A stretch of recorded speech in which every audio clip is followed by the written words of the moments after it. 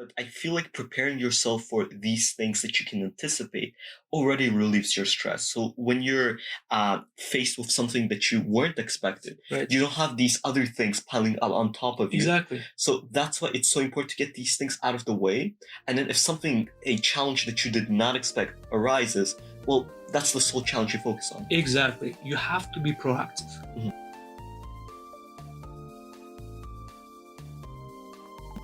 Hello, everyone, and welcome back to the Shape of Flower podcast. My name is Farrukh Sultanov, and I'm your host.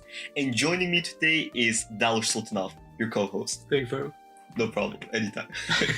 We're gonna keep laughing at this, aren't we? Yeah, I know. It's always that. Yeah. Anyways, so today we'll be reviewing the book of The Power of Positive Thinking. The author is Norman Vincent Peale, and we'll be covering the third lesson of the book. Now, if you haven't already watched the first and the second lessons, please check them out on Spotify, on our YouTube, or our Instagram pages. They were absolutely amazing, very, very inspirational, so definitely go check them out. But Daler, what is lesson 3 all about? Okay, so the lesson 3 is all about basically you have to do your best to worry less and be less concerned about your future, which is hard. Yeah. Right.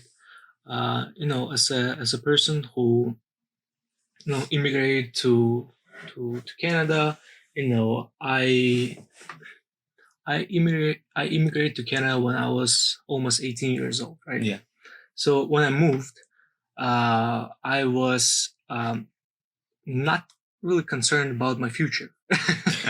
I was happy. That's a good thing, you see? Yeah, I was very happy. Positive attitude. Right? Lesson 2. But then I finished high school and then I moved to college, and I was like kind of getting closer to graduation, and I was like, oh my. So I'm gonna get a job. I don't know how taxes work. I don't know about financial freedom. I don't know about investment. I don't know about budget. I don't really know much about anything except nursing. Like cooking meals, No. I have no Yeah. idea about any of that, right? Yeah.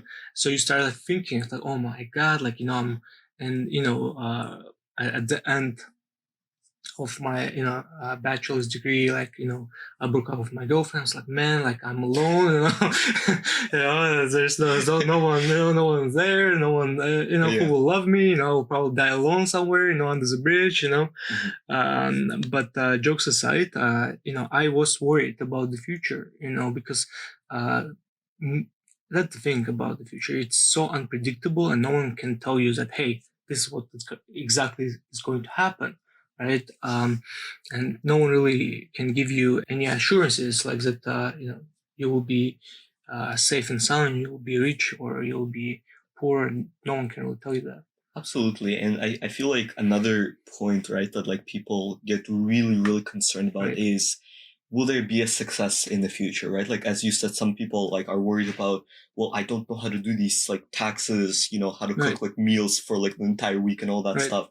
But also being that success in front of their peers, in front of their parents also, right? Because our parents put so much into us, so much dedication, hard work. Yeah. And we really want to be a success in front of everybody, right? And that makes us concerned about the future. So what would you tell those people that are concerned about being a success?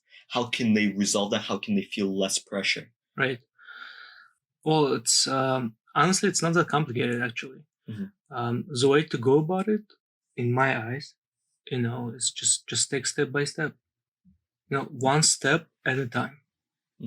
And one of the big lessons that I learned from working in emergency room is when I work in ER, I usually have, I don't know, a lot of tasks that I have to take care of.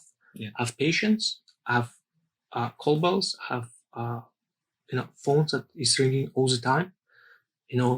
People want to talk to me. I have family members. I have people from lab calling me, telling me, hey, I have critical result for this patient.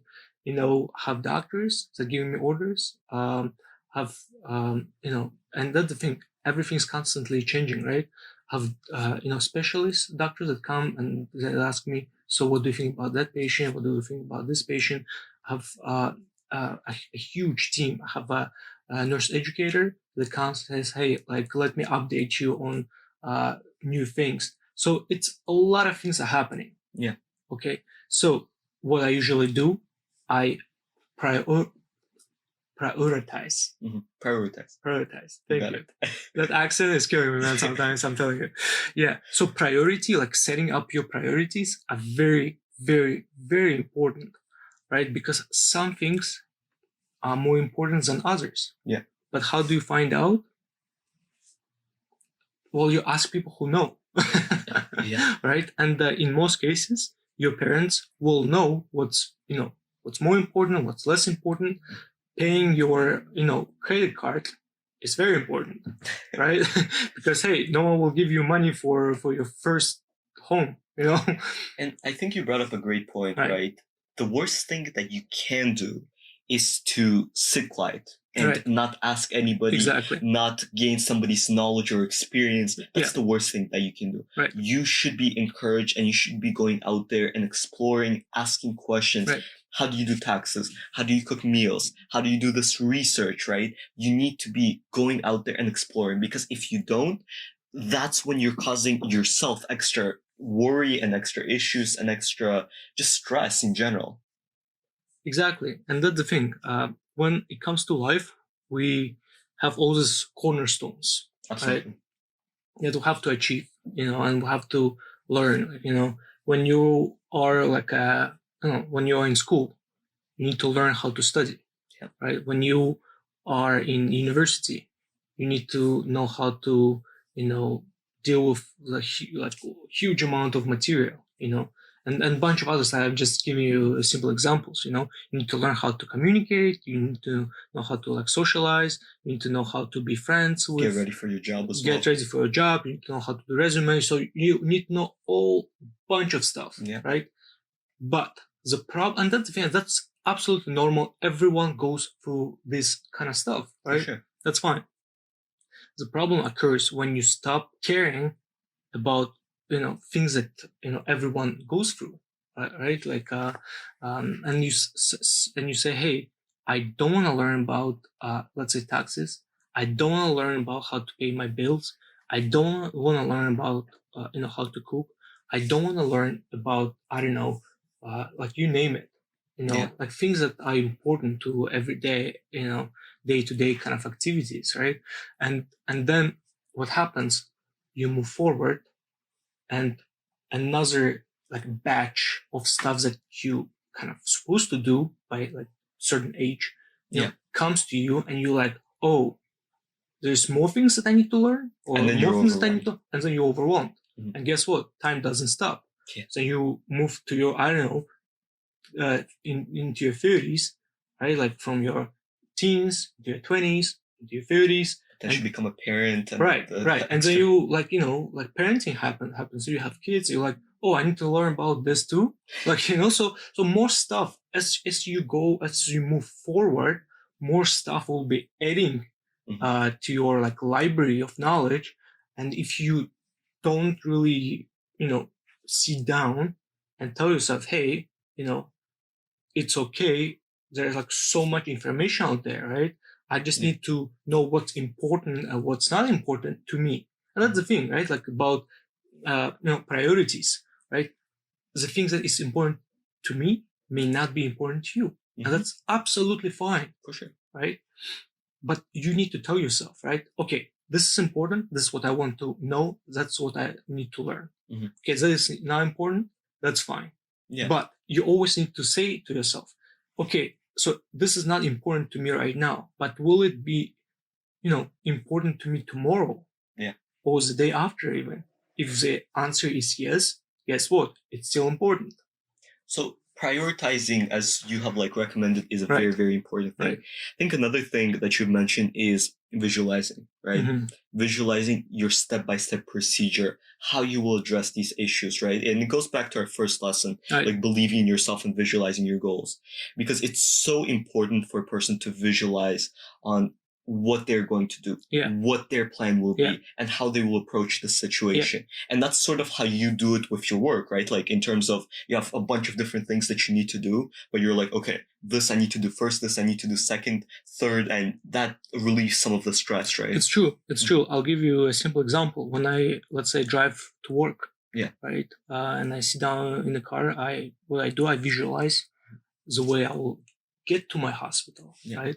I tell myself, okay, there may be some traffic there, right? Somewhere on the highway, DVP, 100%, I'm telling you, I guarantee you, So traffic, one, there will be some, inadequate drivers that will try to prevent me from getting to my work, So I tell myself this, and, I may be, late for my work.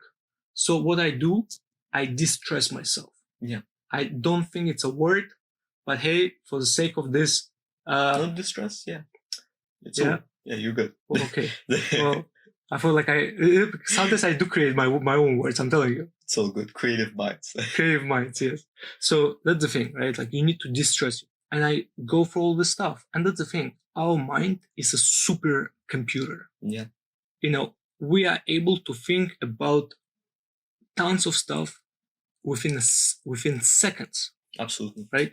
So what I do, it takes me like a few seconds. I sit down, I think about all those things that can happen, and I tell myself, hey, you know what? Things can happen. That's totally fine.